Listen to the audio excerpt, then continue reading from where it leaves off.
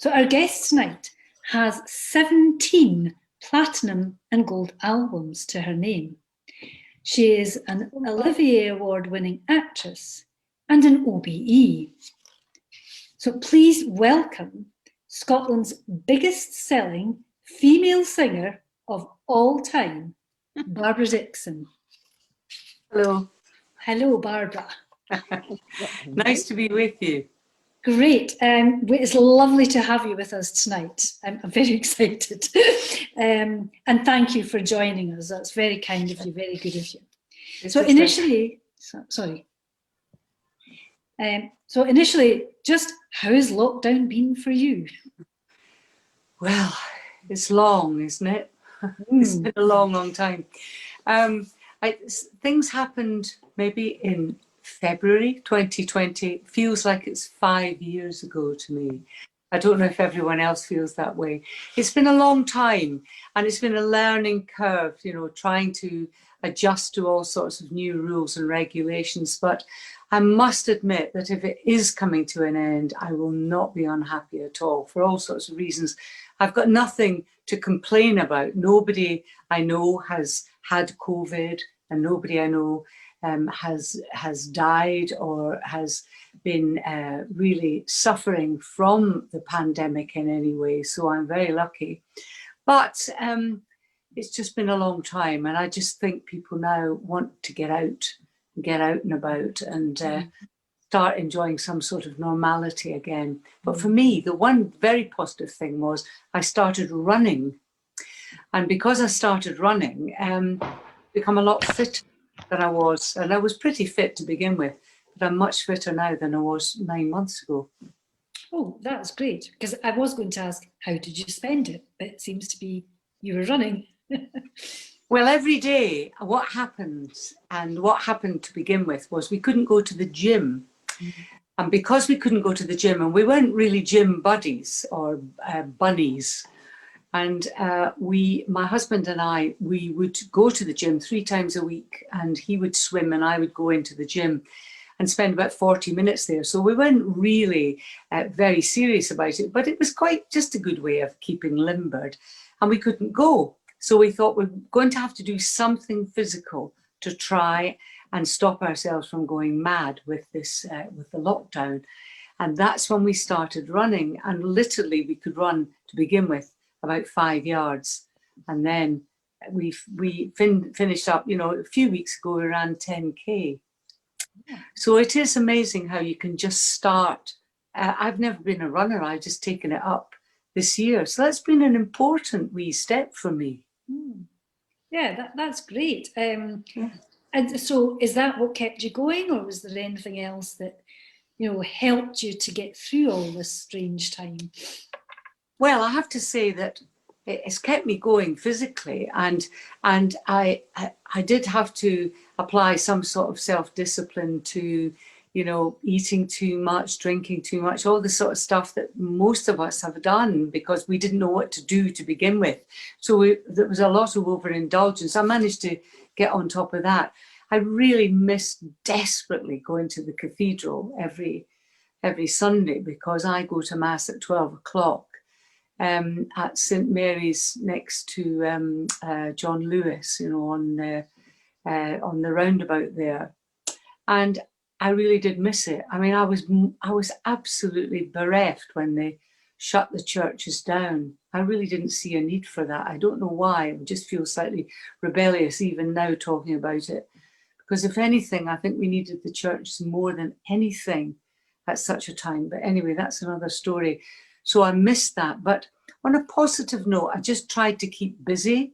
I was very creative, and that's because usually I'm easily distracted, but I wasn't easily distracted this year because there was nothing to distract me. I couldn't say I've got to rush off and buy the supper, because either the supper was there already or it didn't matter. And so I was very creative. I did lots of playing the piano, lots of guitar practice. I wrote songs. I finished my album. I wrote another 11 years of my book, which came out at the end of October. So that really did keep me quite busy. and kept me going with something to occupy my mind. That was the thing that was giving me nightmares, is that my mind would just go to mush.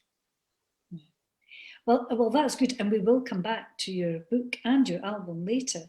But that was interesting what you said about the church and about missing Mass on a Sunday, because originally you were brought up in the Church of Scotland, and a lot of Catholics would say, what attracted you to Catholicism? What was the difference between the Church of Scotland that you were brought up in and the Catholic faith or service, Mass, ritual? Well, it's very, very different. I mean, instead of, the Reformation was all about the word, really. I mean, to simplify everything, people after the Reformation who were Protestants were listening to the word. They weren't interested really in the liturgy at all. But even as a young person, I remember going to the Episcopal Church in Dunfermline with a friend of mine and really loving the liturgy. And because Episcopals they're not that far away from Catholics in the type of worship. But the Church of Scotland was a plain table and the Word of God. Now, that's not invalid in any way. It's just that once I got a taste of the liturgy and the ancient thread that comes to us from the apostles, I never wanted to go away. And I don't think I've ever been a Protestant in my life, although I was baptized in the Church of Scotland. I've always been a Catholic. I've been a Catholic for 2,000 years. And I haven't actually, nothing's changed. The Reformation to me never happened. I'm still seeing it the same way. And I want to see it that way. I want to tap into the pre-Reformation church, medieval hymns and prayers and plain song are just so deeply moving to me. They're through me like a stick of Blackpool rock. So you maybe feel more at home in the Catholic Church? Oh, absolutely. I mean, the thing is, I've been to lots of worship, Protestant worship, certainly Presbyterian worship in the intervening times. And a relative of mine is a retired minister in the United Reformed Church, which is really the Presbyterian church in England. And I've been to his church, and it's just like it was when I was a child. And it's lovely, but for me, it doesn't work. It's not enough. And also I want to take the sacrament every week, and I want to do all those things. And it's fine for people who feel that sort of direct connection between himself or herself and God is the way to do it. They feel that the rest, perhaps the way we do it, is perhaps clutter in some way, but I don't see it as that. I mean, I see the ancient prayers and the liturgy as being very deeply meditative and contemplative as well, and ancient. And that's the thing. I want it to remain ancient. Yes, and maybe that takes us to Dunfermline Abbey. One of the reasons why I said I want to interview Barbara is because I was also born in Dunfermline, and so know the Abbey, know the Glen. Yeah, it's a beautiful town, and it's still very special to me. But Dunfermline Abbey is a beautiful building. Yeah, it is. Yeah, it's fantastic. I mean, those ancient buildings in Dunfermline are just superb. Dunfermline's very overlooked, in my opinion. I feel quite sensitive about Dunfermline. I feel that it's very overlooked. I mean, when they moved the main town in Fife to Glenrothes, why we all shout very loudly, but they did. Dunfermline got kind of left behind. And there's only two really important places in Fife, and I'm a great fan of Fife, but they are Dunfermline and St Andrews. And Dunfermline, people just drive past it and they don't understand its huge importance in Scots history, and also how important the Abbey Church was, you know, that building that we, you know, the nave, which is now historic Scotland, doesn't even belong to the Church of Scotland, I don't think, is, you know, David's building that he built on the site of his mother's church. But the wonderful, you know, the fact that St. Margaret was there, that she did the work she did there. You know, I'm very proud of being from Dunfermline because I love St. Margaret. And, you know, and she was a very important person. Also, you know, I mean, she was a fantastic woman. I've sort of delved a bit into her life. She was I think the granddaughter of Edmund Ironside. You know, she was a princess of Wessex by her lineage. But, you know, to marry this man, and of course he's painted as a wild kind of mad Highlander. Malcolm Canmore was nothing of the sort. He was a cultured person. But, you know, we were all taught at school that this wonderful sort of elegant, cultured woman married this wild man who's like sort of archetypal sort of clansman or something, and he was nothing like that at all. So their capital in Dunfermline must have been quite a refined place to be. Yes, yes, I'm glad somebody else thinks like the same as me, because St. Margaret is very important. I mean, we used to go to the pilgrimage at East End Park in Dunfermline. Yes, yes. And I think I mentioned to you in an email that I'd taken my nieces, great nieces, to St. Margaret's Cave, which has been really very well developed. Yes. With a real impression. And also the thing about Dunfermline Abbey, it has similarities to Durham in the carving on the pillars. Yes, yes. So yes, I think I got very annoyed though, because the way that when they rebuilt the church in 1818, when they started rebuilding the choir of the Abbey, which of course had been allowed to fall down after the Reformation, they excluded St. Margaret's shrine. They left her literally in the open air. And that's unforgivable. So that church that is now the kirk there is not a very nice building. It's too wide and it's foreshortened. And I like architecture and I love Dunfermline Abbey, but give me the nave anytime, you know, the old bit at the end with the Durham carved pillars. That's the bit that's really beautiful, the other end. And I also feel it's slightly sacrilegious to write King Robert the Bruce round a tower in a church. You know, for a start, he murdered a man, didn't he? Or have I got that wrong as well? No, you're right. He did murder. No, I wouldn't write his name round the top of the tower. I don't see why they didn't write Queen Margaret round the top of that tower. But then that's me again having another go at them. No, but it is a beautiful. The Abbey is beautiful, and its setting and the Glen and Pittencrieff Park.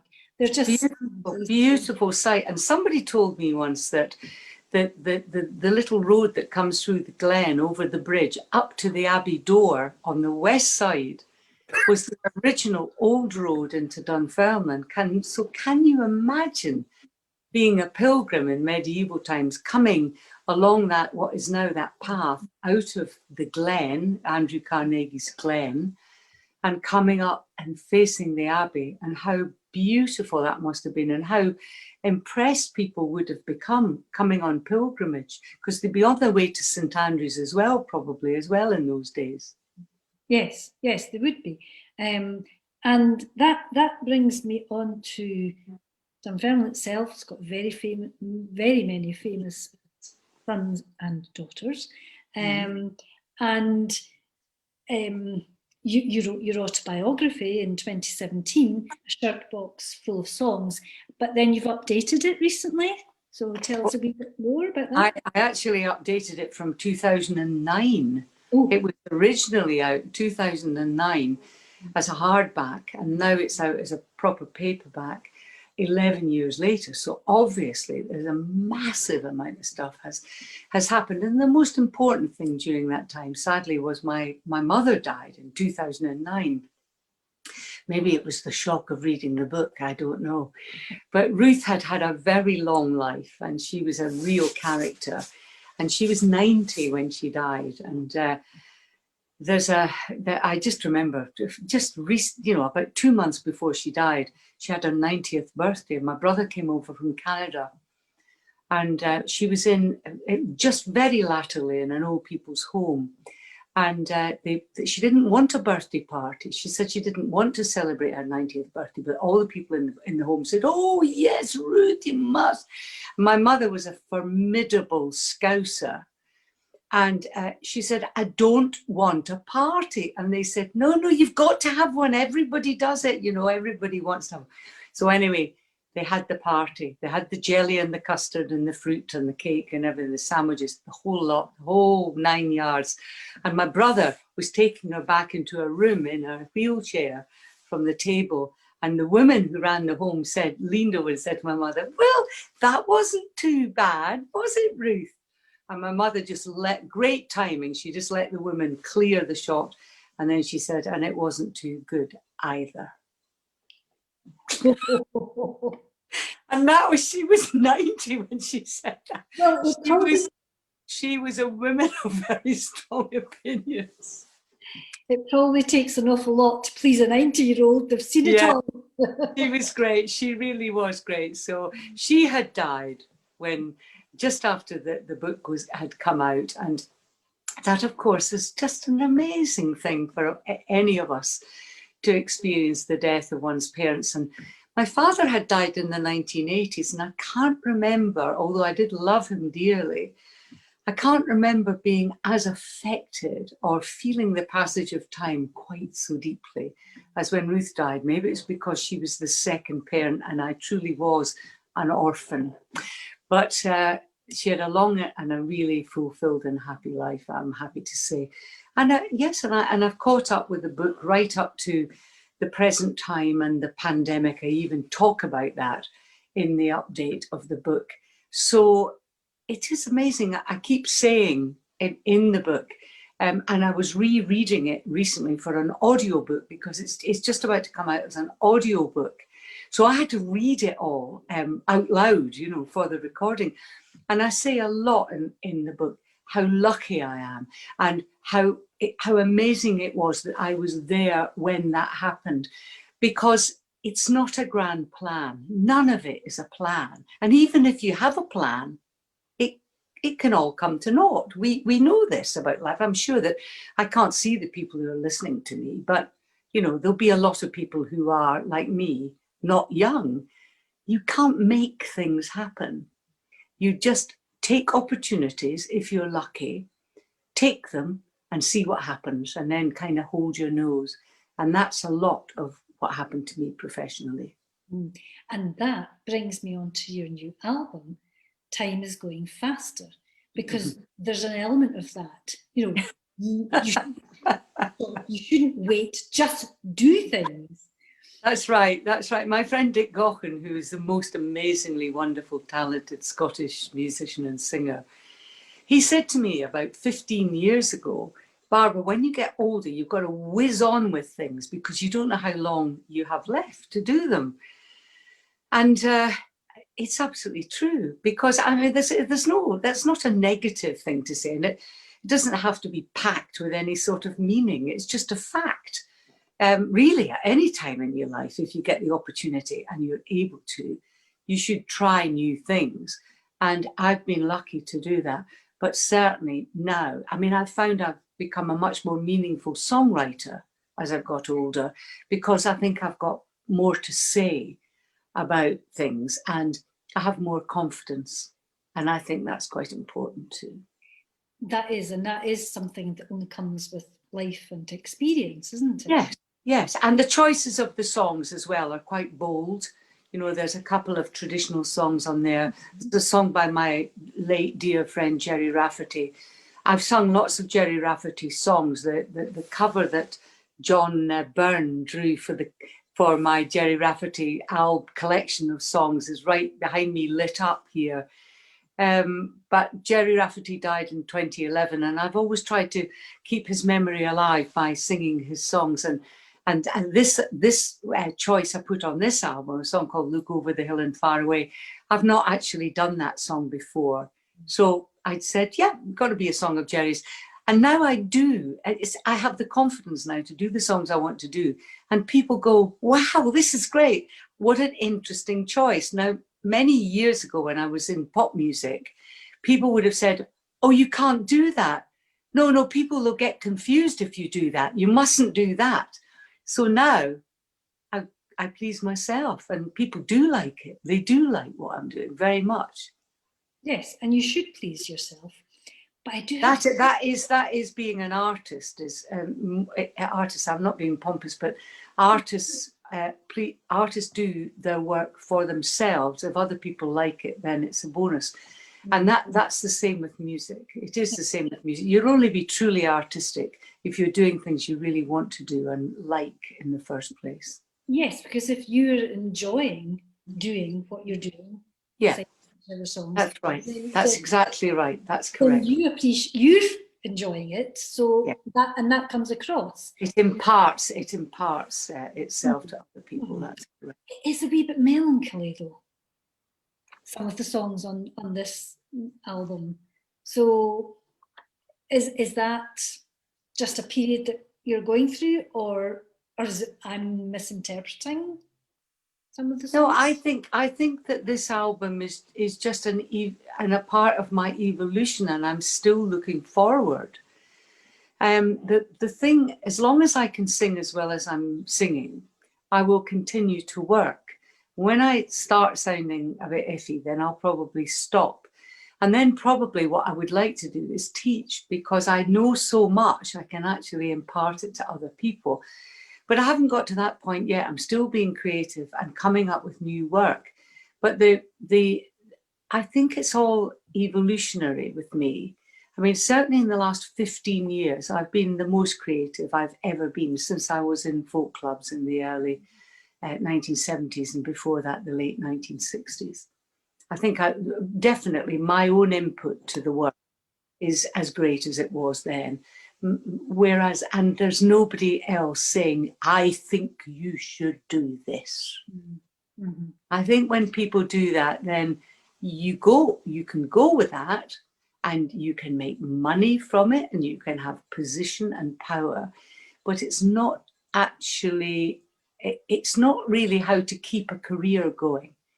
I think to have a career, you have to be original and different in some way, just to be different to everybody else. Yes, I totally agree, especially to have the longevity that you've had.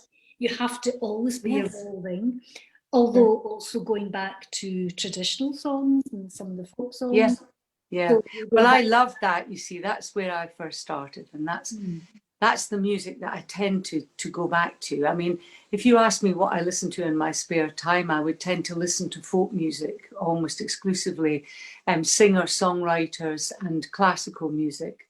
I don't listen to pop music at all. I have no idea who is being successful in pop music now. It's not that I'm too old to interest myself. Occasionally something will pop up, or my sons will play something to me and they'll say, what do you think of this? And I'll say, that's very good. But I don't listen to the radio. I've never listened to Radio 2, for example. I've never listened to music radio. And I suddenly realized about 20 years ago what it was about that. And it's because I spoke to a friend of mine who also is a musician, and he said he cannot use music for background. Mm-hmm.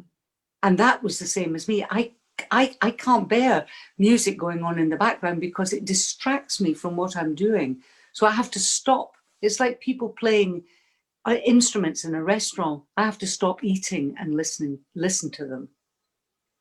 It just seems to me I cannot use music as a background. I have to listen to what's going on, or not, or leave the restaurant. That's really good, because, and this was from my husband, he said, your voice is your instrument. So how do you look after it and nurture it and keep it going? I've never done anything with my voice. And what keeps my my approach to music good and fresh is what I'm thinking about while I'm singing, not the actual sound of my voice. It's not the sound of my voice that people like, it's what I've done with it. They like the sound, of it. I mean, it's melodious, but basically it's what I'm feeling when I'm singing songs that people like.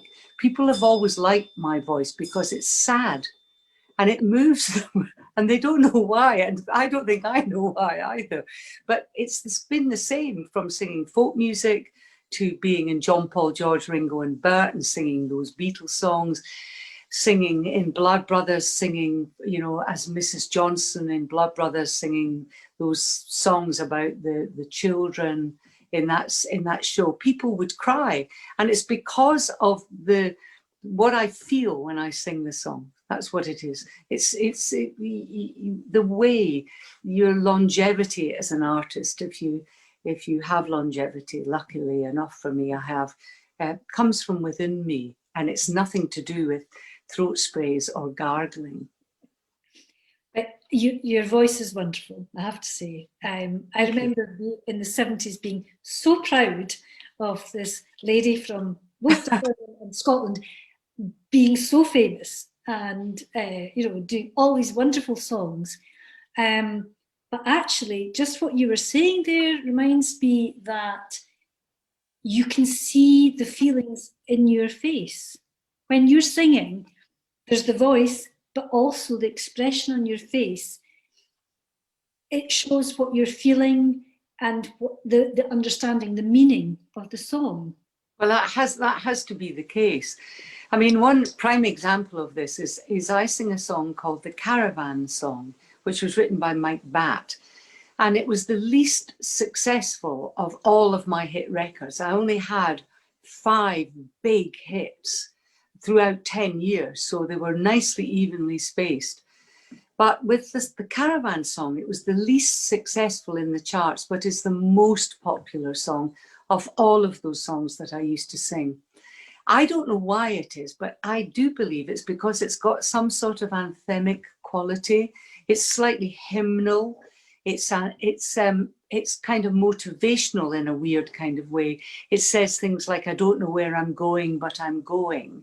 So there's a kind of stepping out into the unknown. And everybody who likes that song has said to me how much they like it because it's done something in their own lives. They've taken a step into the unknown and been motivated by something in that song. And also, as I say, it's sort of hymnal as well. It has a quality, but it is elusive. It's very elusive. And I can't really tell you, I'm sure people in my past have said to me, why do you think that was a hit? And I would say, in a lot of cases, I have no idea. But with that, it wasn't really a big hit, but as a song, it's really very important to a lot of people. If I didn't sing that song in my concerts, I'd be lynched. Yes, I can understand that. And you have many memorable songs, which I'm sure you have to sing. Now, because these are Christmas crackers, I have to come to Christmas. Yeah. So tell me a wee bit about your childhood Christmas. What made Christmas special for you when you were young? Well, Christmas normally is not this year because Mass will be half an hour. They're having 9 Masses in our cathedral here. And oh goodness, it's not the same. You know, the wonderful proclamation at 12 o'clock is not going to happen. We're not going to sing any carols. There'll be flowers, and perhaps the bishop will grace us with his company at 12 o'clock. But it's not the same. It's just not the same. So we just have to kind of bite the bullet and take what we can. At least we can have Holy Communion, and that is a fantastic help because we weren't having Holy Communion for months. So we'll have that. And Oliver and myself have this year decided we will not go to midnight Mass because we can't contribute or anything really to help. I will be doing flowers at the church, but the day before Christmas Eve, 23rd, I think we're going to do flowers. But I'm going to go on Christmas Day at 11 o'clock, which will mark Christmas itself, but in the daylight hours this time. And then hopefully next year we'll get back to some sort of proper celebration with, you know, the carols, and then that wonderful midnight mass with all the celebration that we love so much, that means so much to us. But at home, all being well, I'll have my son and his girlfriend coming up from Bristol, and my sons, my other two sons will be here. And then we will try and meet a couple of people outside if we can. But it'll be very quiet. But we never have a big, massive Christmas anyway. We always like the contemplative side of it, and just the gathering of people round the table. That's a nice thing to do, I think. And hopefully this will be no exception on that score. Yes, that sounds good. I mean, I have to say I like the gathering round the table. That's what, apart from church and mass, that's what Christmas means. Yes, I think so. I think it's great. And I mean, I don't want to get too excited about filling up my store cupboard full of stuff and, you know, going into a flat spin because someone's forgotten the bean sprouts, you know. But that's the kind of thing that happens. In the town I used to live in England, the guy who ran the deli used to not open on Christmas Day, and people would be throwing pebbles at his upstairs window because they'd forgotten to buy something for the stuffing. So they'd be trying to get the poor man to come down and open up his shop on Christmas Day because they were in a panic. See, I so mean, calm. Yes, I mean, Christmas isn't about that. I signed a petition just the other day about having, you know, supermarkets closed on Boxing Day. I mean, we shouldn't need to shop on Christmas Day and Boxing Day. We should have done it all beforehand. And that's not, you know, the biggest thing. Because I was going to ask things like, you know, are you an organizer or last minute shopper? But these don't really apply this year. And I also feel it's, you know, I just have to do the best you can, and mustn't get excited about that sort of, it's all nonsense. I mean, I think we all know the stuff that's important, and we must observe that, and that's what makes us happy. Yes. And forgetting the stuffing mix, or, you know, not having the, you know, forgetting to buy, you know, some tonic water or something, it's just rubbish. Put something else in your gin, or have something else. I mean, just live dangerously, I think, is what I'm saying. Yes. Also, you know, I think if people are on their own, we have to make a real effort. We really do, to not physically embrace them, but they need to be they need to be held close to us. I mean, I think we all need to we know who they are, and we need to visit them. We need to go and see them at Christmas, because I think Christmas can be very isolating. Yes, I would definitely agree with you about that. And I think, in a way, I know COVID's terrible, but if it's making us readdress how we celebrate Christmas, then that's a positive thing, that we see, you know, helping somebody, visiting somebody, or just being quietly recognizing what it means is a better way to do it. I was going to ask, so very quickly, do you have any particular favourite films, songs, carols about Christmas? Oh, I love Christmas carols. I don't even think I have a favourite. I mean, I do love them. I'm not very keen on modern hymns or songs of any sort. I'm a bit of an old fogey. They say that converts are worse than everybody else. But I do like traditional hymns. And so I do love "O Come All You Faithful" and "Hark the Herald Angels." But I've always been a great fan of Advent, and I love Advent carols as well. And I've always kind of dipped into them. When I made my album called Winter, which I did a couple of years ago, I put some Advent songs on that album, because I don't think people know so much about them. And certainly, I was talking to my relative by marriage, David, who's the retired minister, and I was asking him about Advent, because I don't remember Advent in the Protestant church being terribly important at all. And I said, am I imagining this? And he said, oh, no, well, it is kind of marked, but it's not, but they don't sing. I don't think Presbyterians particularly sing. This may be completely wrong. Please don't send me hate mail if this is wrong. I can't remember that much being sung in the way of Advent music, purely for Advent. But now I've become very keen on it, because I've been asked to do a lot of stuff in Advent over the years. So instead, being a fogey, I don't want to sing Christmas carols in Advent, because our Lord hasn't been born yet.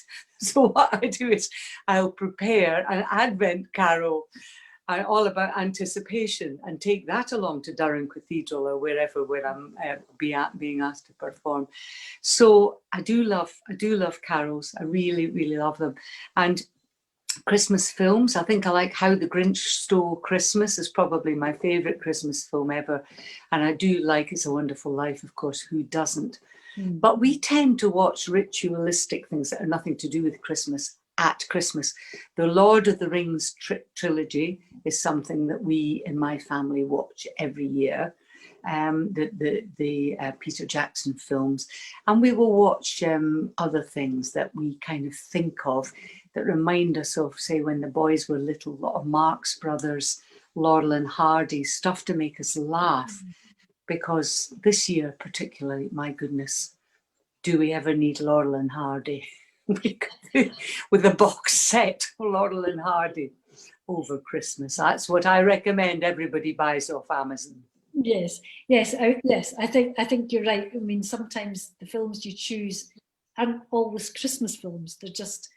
Now they remind you, don't they? They remind you of stuff, and that is a lovely thing. Family memories, and of course there's sadness too. People who people who used to be here who aren't here anymore, and. Yes, I wrote a song a couple of years ago called Where Shadows Meet the Light, and basically it was about this very thing.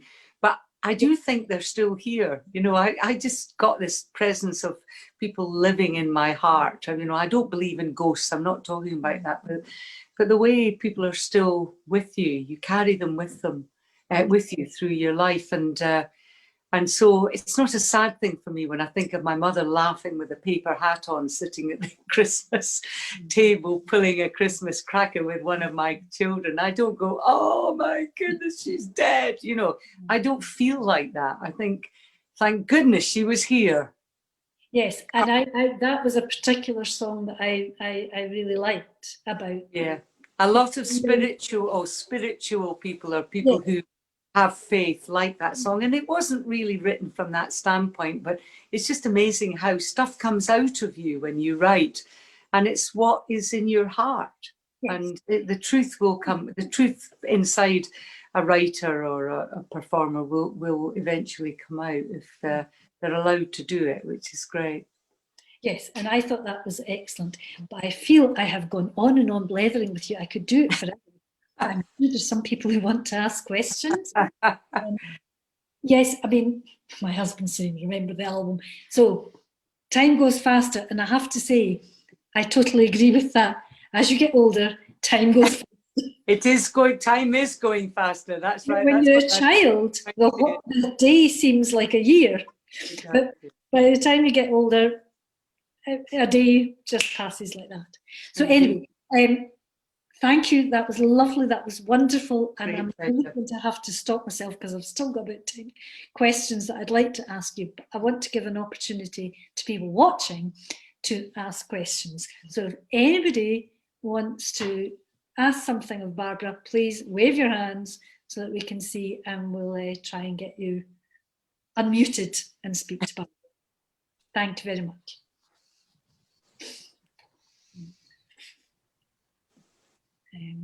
I can't see anybody, Andrew, so. And neither can I. I can just see my face. That's all I can see. Well, I can see you, and I can see a few small ones, but No, I can't see any hands just yet. No. I can see Kim has her hand raised. Right, I will unmute you now, Kim. Hi. Hello. Hello, can you hear me? I can hear you, but I can't see you, sadly. But please speak to me. Maybe I'm Oh, not speaking to you. That's good, because I haven't got my makeup on. Oh, good. That's Barbara, you know you've inspired me. I've sent you some messages over the last few months, and I've told you many times that it's been you that made me go into a career of music. I've noted your wicked sense of humour on Facebook. That didn't come across as much when I used to see you so much in the 80s and 90s. You seemed a lot more shy than, is that just experience? As you get older, you've got a lot more happy with yourself, and it's really hard for me to express how much you've really meant to me, but you just seem to be a lot more at ease with yourself. Obviously, as the years go on, you do get more at ease, but when you used to meet the fans years ago, it seemed that you were terribly shy. Or was it something that you just thought, who are these people? I really can't relate. No, I don't think it was the latter at all. I mean, in the 1980s, there were so many people would be waiting, say, to see me after the show. It was impossible to give anybody really any decent time. But although when I go to, say, to Glasgow Royal Concert Hall or the Sage, say, or Liverpool Philharmonic, which are massive theatres, it's still a bit like that. I haven't got much time to spend with people, but I find more now that I'm playing in places where I am able to actually talk to people properly after the show. When they come and talk to me about the show or they want something signed, there just is more time. And I think that's basically what it is. I don't think I was ever shy of meeting people when I was working. I've always enjoyed that because I've always liked to hear what people have to say. So maybe it was just I was whizzing through trying to get the job done and not keep people waiting too long. There was always that as well. If you have a massive queue of people after a show, people are running for buses and things, and you think, oh, I've got another 300 people to see it, you know. So there's all that going on. So I think that's probably what it was. I can't remember feeling shy. I never liked doing tabloid newspaper interviews when I was a pop star, because I just felt them to be much too prurient and interested in how much money I had or my sex life. And I just find that deeply upsetting. It's nothing like that. It's anything to do with anybody else. So so when I was interviewed, I used to remain extremely close-lipped about everything. But meeting people has always been a pleasure for me. I've never had a problem with that. Well, thank you so much for coming on to social media. Happy Christmas to you. Thank you, and to you. Do we have anyone else? Can I ask a question, Angela? Barbara, how did you get into acting? Because you said you went around doing the folk clubs and stuff. Did you train? You're going to tell me to buy the book, aren't you? But anyway, did you train as an actor, or did you just pick it up as you went? Well, it was neither of those, actually. I didn't train as an actor, but my goodness, I didn't pick it up as I went. And I would not encourage you to buy the book, but if you did buy the book, you would find out what the long, painful process of becoming an actor was like for me. It's much, much too complex for me to sum it up. But basically, I had to learn on the hoof, and it was difficult. Very, very difficult, because I had never done any acting. But because it was Willie Russell who asked me to do it, I felt I had to at least give it a try. Really, because he was my friend. Willie Russell was my friend long before I did Blood Brothers. Thank you. Anybody else wanting to ask a question? Yeah.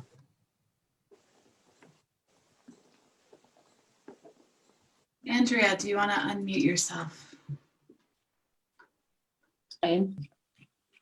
I'm trying. You are now. That's You are good. Thank you. Thank you. Barbara, this will sound sycophantic, but it's not meant to be. I think I've been probably one of your longest lasting fans in my whole life, because I was around in the days when we used to go to folk clubs, Yeah. in the days when everybody sang "Will You Go, Lassie, Go" at the end. Oh. You knew the folk night was coming to an end when they sang "Will You Go, Lassie, Go" in those days. And we wandered around, and I actually remember one time in those days, and I knew you weren't a Catholic at that time, and but one time, I don't know whether we had been at the folk club all night or whatever happened, I don't remember, but a group of us who were Catholics wanted to go to Mass somewhere or other, and you came along with us. And Well, I used to go to the Franciscan church in Bristol Place. that might have been where it was. Yeah, That, in fact, I and think that it was. I came looking for it, you know, when I came back to live in Edinburgh, and of course it's not there anymore. Well, the building is, but it's Right. not the Franciscan church anymore. But I used to, because I had friends who lived in Forest Road, and I had a few friends who lived around that part, you know, where the university buildings are. And I did used to go in there an awful lot. Yes. And I was about 17 when I did that. So this is when Yeah, we me were talking too. earlier. That's where I remember. I just loved the atmosphere in there, and the fact that there felt to me to be a presence. You know, I think G.K. Chesterton talked about feeling the absence. Well, I could definitely feel the presence. That's amazing. And it's that's again something to do with my attraction to the church. So that was lovely. How wonderful. Confirmation. There we are. And at that time, I was very conscious of the presence, and so much so I was preparing to enter the convent. And of course, I entered the convent in 1969, the end of 1969, and missed your whole sort of big entry into fame. And then, because we weren't allowed pop records or anything in those days in the convent. And then, you know, when I emerged from that a few years later from the training and found that you had become so famous, I was so proud to have known you. But the thing about you is, and especially now listening to your latest album, you have remained so true to yourself. That's what I love. And it's this following a path. Your path has been very varied in terms of music, in terms of your lifestyle, everything over the years. And yet you have remained true to you. And when I see you in the concert hall, even though there's thousands there, my heart goes to your heart. So thanks for all that you've given to me and to many others over the years. That is so sweet of you. I really appreciate that. And it's very meaningful, because there's a definite through line there. And that's what I love. I love the idea of continuity and constancy. And are you still a nun? Yes, oh yes, yes, oh yes. 50 years. I can't see you. You could be in a jeans. I don't wear nun's clothes or anything. We don't. Yeah, no, that's amazing. So you've remained in a religious all your life. And yes, I've been a Good Shepherd sister all of my life since 1960. Oh. And I fully expected that I would be able to write to you when I went to the convent and say, "Dear Barbara, surprise, surprise, I'm in the convent." But we weren't allowed to write letters in. Well, there you go. But look at this. We are reunited all these years later. After 50 years. God is good to us, certainly. Absolutely. And God has been good to me through you and through your music. That's so kind of you. I have everything you've ever done. Have a lovely Christmas, sister. You too. You too. Thank you very much. That was lovely. Do we have anyone else asking a question? Hey, Davis, I'll just unmute you now.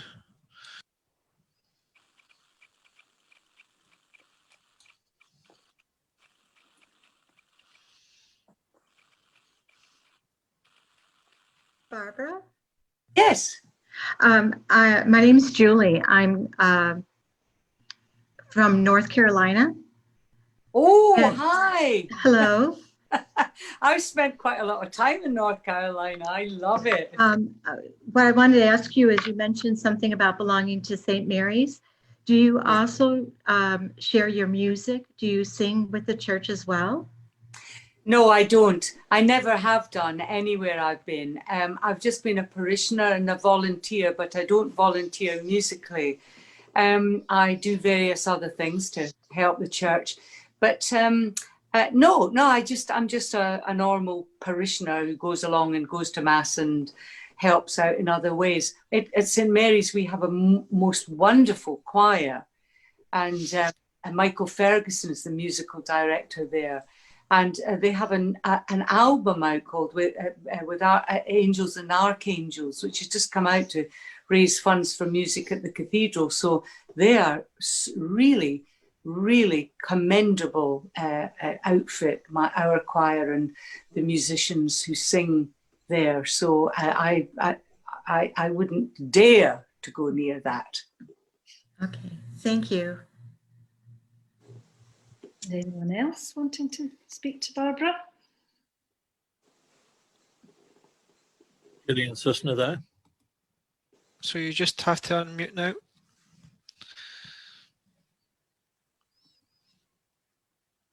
Yes, hello. Hello. Barbara. I'm actually an Edinburgh lady, but I live in Wiesbaden in Germany. Oh my goodness, how marvelous. And well, I'm not feeling so good because I've been here for 22 years. It's the first time, well, since my husband died, that I can't come. Well, I don't think it's wise to come back to Edinburgh for Christmas. Well, I think you're probably right, but I mean, far be it for me. Do you want me to ask Nicola Sturgeon? No, I think I want to just say that I watched through BBC iPlayer. I saw you being interviewed by Fern Cotton. Fern Britton. Fern Britton, yes, sorry. Britton, yeah. And 3 years ago that was. It was I just saw it a few yes, weeks it was originally part of a series she did at the end of 2017 in Advent. And it was shown on a Sunday morning. So consequently, like you, many people hadn't seen it until a few weeks ago. Yeah. And they said, oh, fantastic program. And I said, well, it's not new, but she's so great, Fern Britton. Mm-hmm. She's a real professional, you know. So the conversation we had was just great. It was really quite it was quite revealing, and I felt very happy talking to her. And I think she got the best out of me, and that's why people have enjoyed it so much, I think. Yes, and then also I watched a very good program about Jerry Rafferty, and I thought, gosh, what an amazing man he was. Oh yes, that was my friend Rab Noakes, his production company, made that film about 20 years ago now. Mm-hmm. So Jerry died about 10 years after that was shown, and he didn't do a great deal of work from the time of that documentary up to his death. Mm-hmm. But I love Jerry Rafferty. I think he was truly wonderful songwriter, and I know a lot of people share that view. And I just adored him. I loved his singing voice. Where Angela and I were talking about feelings, people having the feelings that come out through their voices. Mm-hmm. And Jerry Rafferty has a wonderful vulnerability in his singing voice that made it just captivating. So that's another example of that wonderful sound he made, and he expressed himself so wonderfully as a songwriter. I'm really glad you enjoyed those programs, and it's great that you can see them and you're not in this country. It's really good, great technology. Oh, I know, absolutely. It's been lovely speaking to you, and all the best to you. And a happy Christmas to you. Thank you. Okay, so we have time for one last quick question. Phil?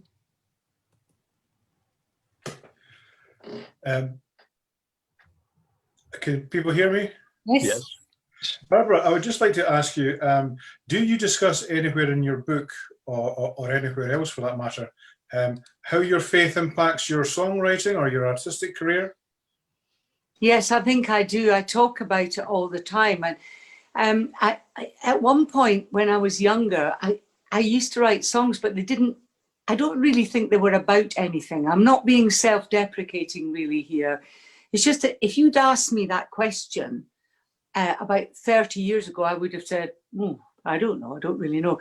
But now I think everything I write has got some kind of connection to not just to faith, but to experience and understanding a bit more about life. But I think that's to do with my age and my experience. And you know, I'm very, very lucky because not only have I had a career as an artist and songwriter and singer and all that other stuff, but I've also had a personal life. I have 3 children and a husband.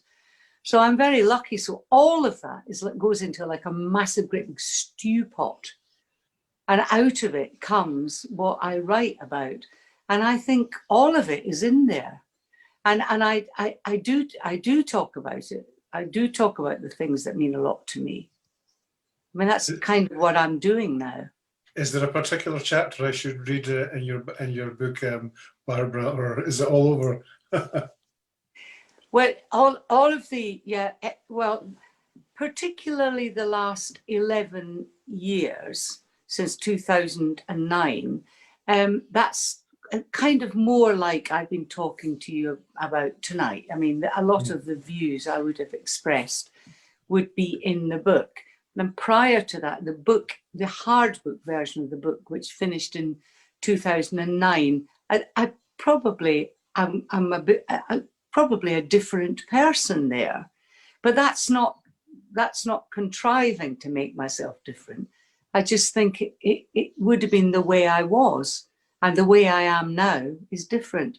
And my faith is very important to me. I don't really, still not good at standing on street corners talking about these things, but whenever possible, I mean, I'm guided very much by my faith and the Lord. You know, if I am in a situation where I have to think on my feet about anything to do with morality, then in it pops. And that will be where I'll be guided by that. That's great. Thank you, Barbara. Great pleasure. Thank you. Happy Christmas. You too. Thank you. That was a really good question to end on. It was one of my questions and I missed it out, obviously. But everybody, please do look for Barbara's book. So that's a shirt box full of songs. I didn't even explain that I really did used to keep my songs in a shirt box belonging to my dad. That's where that came from. I wondered where it came from. So that's her book. And her new album that's out recently, which is Time is Going Fast. Time is Going Faster, yeah. And she has an upcoming tour. It was supposed to be next year, but it's now going to be 2022. So if you go on to, correct me if I'm wrong, Barbara, barbaradickson.net, yeah, you will find out all the details about her tour. Which you'll find everything on there. All the, I don't know the dates. Haven't got the dates yet and stuff. But that's what's going to be happening. They'll have been changed from this year. Yeah. Finally, all I can say is a huge thank you to Barbara for giving us her time and all her ideas and feelings. You've been such a generous person to speak to. Everybody will have enjoyed that. Just thank you very much. I'm getting a bit starstruck.